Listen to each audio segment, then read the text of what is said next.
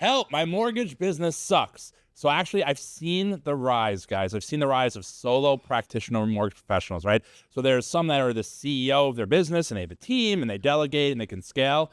But lately, we've seen like this rise in like the solo practitioner, solo band member type thing where they would do it all themselves. Have you seen that, guys? The frustration level of all these loan officers that are out there trying to do it themselves has created so much angst in the business. And if you're still here after all the years of the frustrations, there's something waiting for you on the other side that's even better, but it's going to cause even more frustrations if you're trying to do it alone. So what's the appeal of the solo practitioner? What do you think the grand appeal is? Shoo, man. Can I take a stab at that? Well, sure. Yeah. Go ahead. I think the appeal is they've lost faith and confidence in the companies that they've partnered with to actually give them the right support, to give them the right value that they're paying for. And I think a lot of originators step back and go, why would I want to give up a certain amount of my commission when I'm still having to chase my own files, deal with approvals, deal with underwriters, not get the service level? I don't even feel like I'm part of a community. I don't even feel like I'm part of a company. I'm just a lone doer and I don't get any recognition. And so for that, why would I give up any income? How do you think that feels? How do you think that feels, feeling like you're at a company, you're splitting your commissions, you're working so hard, but you have no support, but you were told that you were going to get the support? Oh my gosh. I mean, that's why I got into coaching. After 15 years of doing it, I was like, I just got sick of it. I just started seeing that over and over and over, a lot of promises and no delivering. Hey, we've got this, we've got that, we've got this, we've got that. And you get in there and the reality is you got to do it all yourself. You're thinking, hey, listen, I can do this. I've got a lot of energy. I think this will be kind of fun and exciting. I'm going to do it all, right? And then you start seeing the reality is it takes a lot longer. It's a lot more frustrating. Not everything goes the way that you want. And then there's no answers to the questions that you have. This wise man once told me, a piece of a watermelon is more than a grape. Yeah. Doug Catteray, you ever hear that before? Yeah, I've heard that a few times too. You could have a small grape and have the whole of the grape, or you can have a slice of watermelon. Which one's more? And everybody goes, oh, well, of course, the slice of watermelon, which means that learning how to scale your business past where you're at requires a village. Like you've got to give up something to make more. And I think the rise of this independent originator wanting the full comp and payout, man, that looked really appealing when you thought about what you're paying, what you're getting to put in your bank account. But then you deal with all the tsunami of stress and frustrations and the people, the processes, the systems, and the scalability. And you just run up against this wall that you can't ever seem to get out from. Well, just think about it, right? Like what is part of all the stuff a solo practitioner, professional, mortgage professional would have to do? So you have, your tech, which, man, I'm 42. I'm starting to feel like the old guy in the room. I probably tried about 75, maybe 76 CRMs. What LOS systems are good. There's all sorts of things on that capacity. Everyone wants to be an influencer, right? What does that mean? How are you going to do it? There's a lot that goes behind that.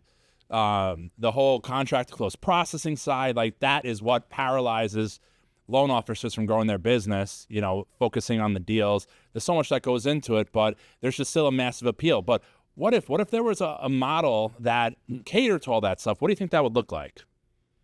Well, again, on the strategy side of things, you'd have to pull out, right? So Amazon, pretty large company, has millions of employees. Jeff Bezos, one of the richest men in the world. If he isn't the richest man in the world, he owns 13% of the company. He doesn't own it all. He owns 13%. So do you think he knows every employee? Do you think he talks with every customer? Do you think he handles every problem? No, he doesn't, right? Because most entrepreneurs, they understand that you can't go at it alone. They don't try to go at it alone. There's books for this. But for some reason, the mortgage business doesn't teach that from the beginning. Like you don't come into the door when you first start this and say, hey, how do you want to run your business? They say, hey, where are you going to get your next loan? Go call your group of friends. And then that's the plan. So a village really looks like, hey, let's look back. What works for you? What do you need? What are the things that are going to get you to what you want? And then we start from there because there's so many choices that people have on all the things that they can, the people that they can hire, the tools that they can use, and they buy them all, they employ them all, and they don't use any of them, right? So I think at the end of the day, it's just having this entrepreneurial mindset from the very beginning. And if they're not woken up to it, the problems that they have, the reason why their mortgage business sucks is they just have not gain that perspective yet. You guys are, nationally accredited at this point. All the loan officers you've spoken with come far and wide. What are some of the reasons why they're actually at their current company? What are some of the reasons that they think that they're successful at their current company? What sticks out when they speak? And is it like, this place had the highest payout and the highest sign-on bonus? That's right. A lot of times what I see is culture plays a big fit as to why someone stays. That stickiness, the retention has a lot to do with culture, has a lot to do with communication. Can you give an example of culture? Like, what does an amazing culture look like to you? So for me, culture is, how does coming to work make me feel about what I have to give up? Do I feel like I'm working with a company that sees me, that values me, that appreciates me? Am I just a number, or actually do I have an identity? Do they lean into me for help and guidance to help solve problems internally that they're struggling with?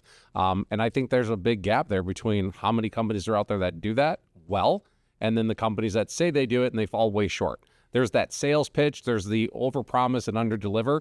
They'll get you in the door. They'll get you transferred. And then by then it's too late. And you're like, what did I do? Because we don't know the right questions to ask. And so when you think about culture, that starts with what you said, man. Coach, the person has to start with themselves internally. You have to know what you're looking for. It's not just the solution to the problems, but what does the company stand for, and does it have alignment with you? And if you don't know the questions to ask, it makes it really hard to figure it out, because recruiting is a game that I feel like is it's dirty. I don't like the term, because I feel like it's giving people information that they come. I'm just trying to be respectful.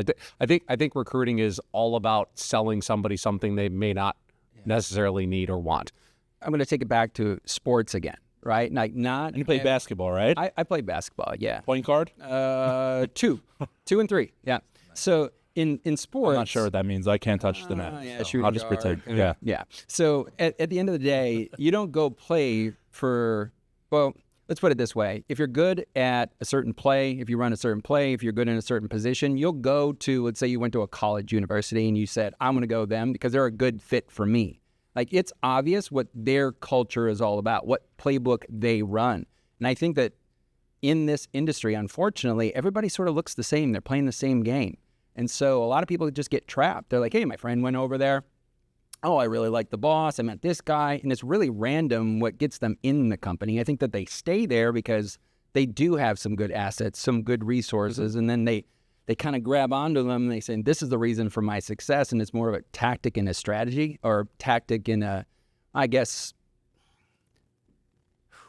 I don't want to say this the wrong way, but okay, so it's just fool's logic that gets them in a spot where they're just not understanding where they fit. And so when it comes to culture, I think it flat out is there's not really culture in the mortgage business. Some organizations that are most successful, they have it, and you know it. From the outside, you're going, that's what they stand for, that's what they do. Yeah, I mean, to me, it's like the first step, right? What's the first step? Admitting that there's a problem. That's difficult for some solo practitioner loan officers. They're on an island, they have a great payout, there's not support, they're having their peaks and valleys, they close 4 1 month and they're killing it, and then all of a sudden that turns into a 1 and then a 0 for the month. But the first step is really being introspective and saying, like, maybe this isn't the right way, maybe other options exist. And then it's like the CEO mentality, having a village behind you, having a team, having amazing processing where you hand a loan in, it goes to a lender, the loan just closes. I mean, it sounds great, but that type of environment does exist. Having someone that'll help you grow your brand, make your phone ring. What are some of the things you guys look for if they reached out to you and said, hey, I want to turn into a CEO instead of a solo practitioner? What are some of the qualities and tangibles you think they should have?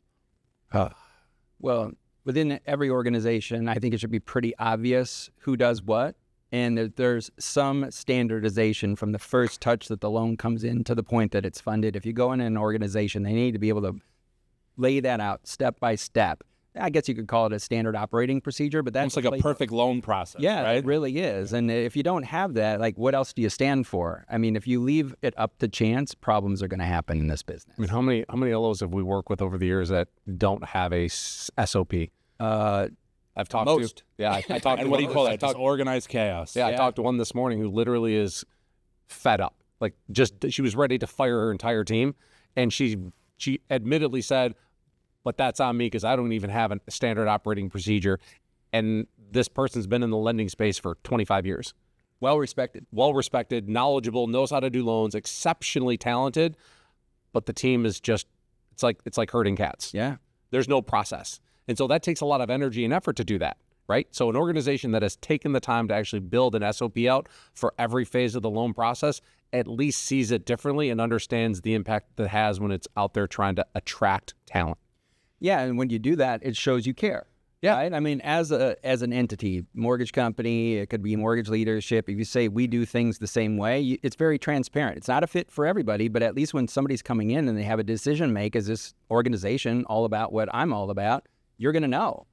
And I think, SOPs, they can be kind of boring. It's not exactly what you have to do, but it shows that the people who are in charge care about you, because even if it's not a good fit for you and they have to tell you, hey, it's not a good fit for you, Andrew, you leave knowing like that decision has been made and it's easy to move on. Mm-hmm. How important do you guys think coaching, having a mentor, having a leader, how important is that to a potential CEO versus I'll just figure it out myself? Well, I mean, experience pays, right? There's a lot of value in having somebody that has walked the walk and talked the talk and has seen it on all sides. I think coaching and mentoring, and coaching is kind of that loosely the term.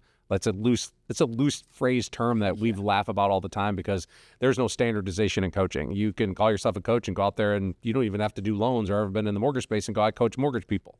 And so that's an inherent challenge there. But I think the importance of having a coach is more or less they're kind of like that compass that you're looking for. Like they're not going to walk the walk with you, but they are going to give you the direction of what you need to do to avoid some of the pitfalls that they know are coming. Yeah. And they're going to help you kind of future cast the goal that you're trying to get to. They're going to pull out of you the things that are necessary to help you commit to the process and help you develop that courage that's going to give you the strength to push through what is ultimately going to be a series of adversities that you're either going to tap out, which most people do when they don't have a coach, or they're going to lean into the coach and the relationship, and it's going to help you kind of ascend to that next position. I mean, you're the perfect example. I mean, the challenges that you've had in your career, you've reached out to multiple people in your career to lean into what their knowledge is. You talk about Roberto Monaco. You talk about your individual coaching with other professionals. You have insight more than most people, but realize that you have your own limits and you have to learn to get past them. And a coach and a mentor, somebody I feel like is really it's key for anybody that really wants to ascend. Yeah, the biggest thing for me. So Dan, you ever hunt? Yeah. So I actually never hunted, but like the whole concept of how do you communicate to somebody, somebody that reaches out to you, they want to work with you, they want to coach with you, where if they're going to go out and hunt, they could have a village of people that have been there, done that, will help them, do a better job, but half of what they're able to, take home, they're going to take. Or just like, here's a rifle, bro, go out, get it done, good luck, no hints, no tricks. And the fact of the matter is, if something goes wrong, your family doesn't eat. Well, there's a reason why there's guides on a safari, right? It's a little bit more dangerous than hunting birds, right? I think the three of us on a safari after a couple of drinks with no guide. We'd end up in someone's backyard. Hell, my mortgage business sucks and we're dead on a safari. We're dead. And, it is very similar, though, when you get into the business of mortgages. Like, honestly, if you don't go with a guide, like, you could get eaten by a lion. Like, and you'd have no idea that it's going to happen. It's right there in front of you. You've seen those, right? Like the videos, the guy's like in the mountain, and then all of a sudden there's like a bear there, and it's just like, whoops. Yeah. Yeah. So, to build off of what Doug was saying too, coaching, to me, my experience is I coach the person, right? I see the best in them and I try to bring out the best in them. And the best in, I think, everybody, when they're at their best, they make powerful decisions, right? There's lots of choices. Like, where do I go? Well, this seems good. This seems good. This seems good. But when you see the best in the person, they know what's best for them. Like, as a coach, you're not telling people what to do over and over and over. You're helping them make decisions on a weekly basis or bi-weekly basis or whatever it is, where they go, that's the plan, and then they go work it. So in essence, if you go back to hunting analogy, you're basically saying, here's what to look out for, here's what to be cautious of, here's what the plan is, and if you want to come home with 5 birds, this is how you do it. Yeah, I mean, I think comfortably in the industry, typically, in 2023, most loan officers, if they're somewhat seasoned, didn't do the best. 2024 is a little bit of leveling out. Since we're in agreement that the rates are going to go down, what happens when the rates go down and there's more business and there's more refinances? Inevitably, loan officers, especially solo practitioners, will be more phone calls. And when you have more phone calls, the importance of like something, for instance, Dan is phenomenal at building a team, you're going to need that conveyor belt to handle the business. So it is somewhat short-sighted to me. Maybe in this type of market, some of the different comp plans make sense. But especially going into the future, I will be damned if in 2023 with the lost income, and listen, no company owner cut staff in time because we're all like, oh, the rates will just come back. No one did. It's just a fact. sales guys are very optimistic, in fairness. Yeah. I'm going to make sure that I'm positioned for 2025 forward. It's going to be a great run, I feel, to have the right team structure to take that in. Because what's the biggest shame? Having a couple bad years, and then all of a sudden your phone's ringing, everyone's all about it, rates are low, refinances are coming out, and you don't have the bandwidth, the capacity, the coaching, the back-end processing to be able to kind of monetize that. That would be world's biggest shame. Yeah, when it's your responsibility to do all of that, it's hard, again, to make powerful decisions. I mean, we're in a reactive business the way that it is. I mean, we come in, we take everybody's word for it, and then we go out to prove it. And along the way, we react to it, which is why the business is a challenge, right? So if we then run our business that way, we're running into the same problems, which we're not reliable, we're not going to be able to do what we say, and the bottom line is we're not going to make money, right? Everything you're pointing to comes back to, if we're through the mortgage winter and we're about to have a opportunity-based market like we haven't had for a couple years, let's help you build a bigger net. Let's help you get a bigger net so you can capture more of the business that you want, and let's help shift your identity so that you're confident and have the courage to go out there and do it. If you're going to do it on your own, God bless you. There are certain CEOs out there who are just starting their business who have the capacity. But if you're like many, and I've met many of them, and I too am one of them, I do better on a team. I'm willing to recognize that I have limitations, and I know I need to surround myself with great people. And so as you're looking at your origination business and you want to be that originator that ascends to more money or more freedom or have better energy or show up differently in other spaces, recognize that it does take a village to do this business. And that's what we realize. That's why most people say, help, my business sucks. My mortgage practice sucks because I don't have solutions. I know the answers. I haven't applied those solutions. I don't have time. Yeah. Yeah, someone who has gone through the ringer with all that stuff. Like for me, going into the end of the year, rates going down, if I was a loan officer right now, I'd be focused on three things. Number one, how to make my phone ring more. I know that you guys have some tips and strategies. Do you have any quick little tips? Like what's one quick thing someone could take away as a loan officer? How do they make their phone ring more? That one extra referral. Ask for the business. Yeah. What do you mean? Just like, yo, bro, can I? Man, there's a variety of different ways that you can do it, but just ask. In your conversations, you can either socialize in your conversations. Like for me, it just reminds me of the emails where it's like, if you have any friends or family, I love referrals. That's like how you ask. Is that how you do it in the body of an email? No, not even close. Not even close. All right. The idea is you're either socializing in your conversations or you're monetizing your conversations. Socializing is talking about the weather. That was deep. And you're simply talking about whatever you want to talk about. And then you end it with, hey, great seeing you, great catching up. Skilled professionals who understand how to monetize their conversations learn how to end the conversation with, hey, Andrew, hey, I appreciate your time today, brother. Thank you, man. Hey, do me a favor. Just don't keep me a secret. Brother, I'd love to help out someone in your life who could use the same advice so that they could avoid the same mistakes that so many others make. That's all I'm here for. I just want to solve people's problems. That's it. That's an ask. So if you do that at least 2 or 3 times a day, it'll make a profound shift in your business. 2 to 3 times a day, 5 days a week, 52 weeks a year. I have not met anybody who applies that principle who doesn't see the difference in their business. Yeah, I think when you were coaching me, for every 4 transactions, you should be able to peel out another one. You should be able to get another name and phone number of an interested party, either an advisor, partner, like a referral partner, like a CPA, financial planner, attorney, insurance agent, or someone in their life that needs lending advice. Yeah. It's just a matter of asking. It's just an identity that we struggle with. So we're talking about a solo practitioner. Now they're opening their eyes. There might be a problem. Hey, I want to be a CEO. First thing, in a decreasing rate environment to increase your business, be more successful, build that freedom, have brand is how to make my phone ring more. We touched about that a little bit. Now, when the phone starts ringing more, you're like, oh my God, I have to have the team behind me. I need sales support. I need processing support. There's a lot that is within that whole facet. And this is what Dan specializes in. Yeah, I think it's just, number one, it's having a team, right? Like you have to have. What does that mean? I know together each achieves more. So let's look at it. We're talking about CEO. Look at a big company, right? If you look at any textbook, you can go out to any textbook and you'd say, what are all the divisions of a company, right? The marketing department doesn't take months off. The sales department doesn't take months off. They work every day. But for some reason, the solo, loan originator, like they'll take marketing days off. They'll take weeks off. They won't get in front of people. They will stop asking. They'll stop meeting new relationships. They'll say, hey, Andrew, how many outbound calls you make this week to realtors asking for the business? 4. Why? Oh, I did it, Dealing with loan stuff. Literally. So that, I think that it's taking a higher level look at it and say, okay, so how many days this week did my marketing and sales department work? And if you ask a lot of loan officers, and I have hundreds, if not thousands, and they'll say, oh gosh, I know I need to be doing more of that.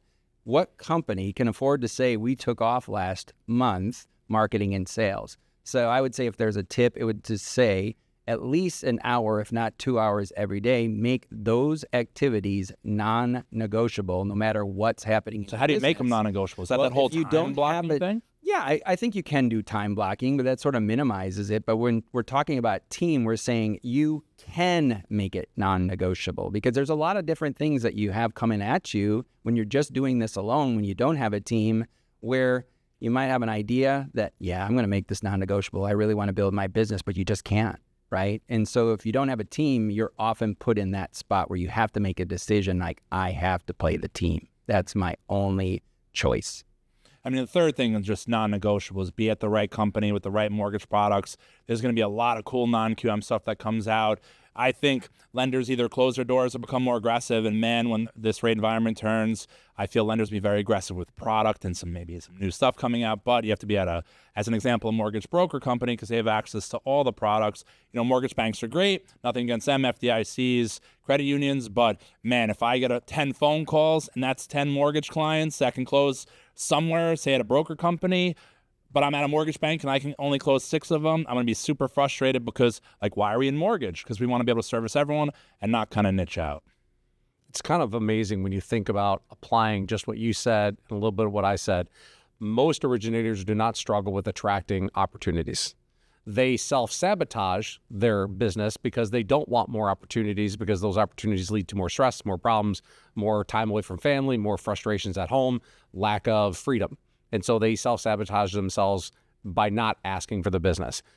When you find somebody who has the confidence and the courage to go out there and ask for the business, it's usually because they know they can deliver on the back end. Yeah, or their business is so empty and they don't have a pipeline that they have no choice, so they're operating out of fear. But when you have someone that has that confidence to know that I can make a promise and I know somebody's going to keep it for me and it's going to allow me to stay in the zone of genius that I love being in, which is talking to people and asking for the business, and that's when you have the perfect mix. That's when the pie gets really, really big. That's when everything becomes surreal for you. It's so easy to talk about if you have the right company, but when you don't and it's just jointed, it causes you a lot of frustration. You go home every night wondering what's missing, and what's missing is really just the basics, the fundamentals. Yeah, all the originators you guys have spoken to, the ones that went from a couple loans a month and they saw hyper growth and they were super excited about it, on the top of the mountaintop screaming how great they're doing.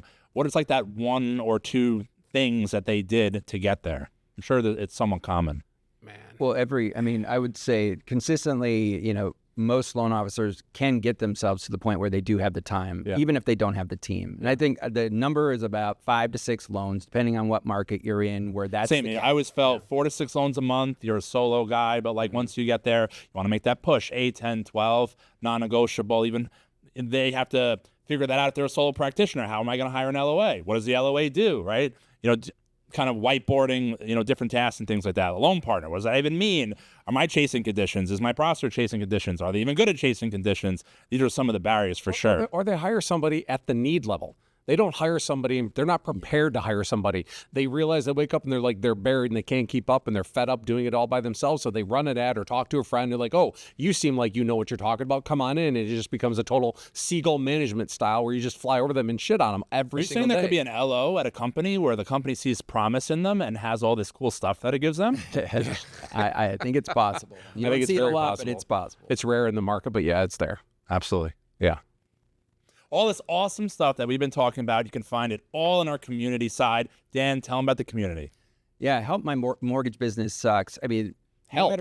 Help. My mortgage business sucks. You can find us at Help My Mortgage Business Sucks online. And really, no matter where your business is at right now, you shouldn't be going at it alone. I know that we talked a lot about business model, whether it's a CEO or a solo loan originator. We've got something for everyone. So no matter where your business is at, come on in and just be honest with us. Take personal accountability and say, my mortgage business sucks because of this, and we can help you out. Hey, I hope your mortgage business sucks a little bit less for you next time.